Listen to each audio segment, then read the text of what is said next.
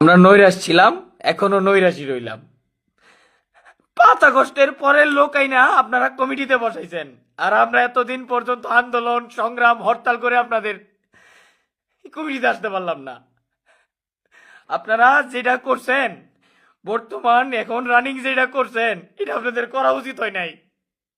শালা সব দিনে 5 আগস্টের পরে আইনা বসাইছেন। আমার কাছে প্রুফ আছে, আমার কাছে নিয়ে আসেন।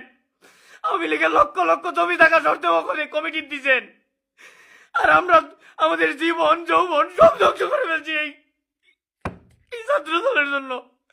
আর আপনারা আমাদেরকে রাখেন নাই।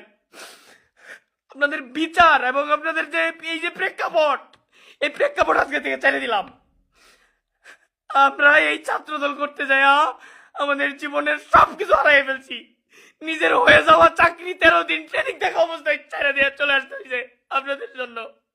আর আমাদের জঙ্গি সিল মারা হয়েছে। আমরা সবকিছু চাইরা চইরা এই স্বৈরাচার পতন করলাম।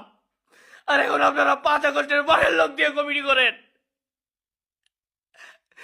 আপনাদের ভাট মানে আপনাদের ব্রেনে কি আছে? আপনারা মানে আপনারা কি চাইতেছেন? এটা এইসব কি?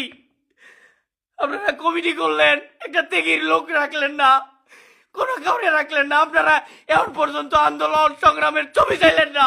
400-500 ছবি দিয়ে আমরা কি করবো এগুলা? আপনারা সবকিছু আমাদের ধ্বংস করে দিচ্ছেন, সব সব ধ্বংস করে দিচ্ছেন। পুরো দল ইউনিট সব নষ্ট করে দিচ্ছেন। আমরা সবকিছুতেই ব্যর্থ, সবকিছুতেই ব্যর্থ। আমাদের আর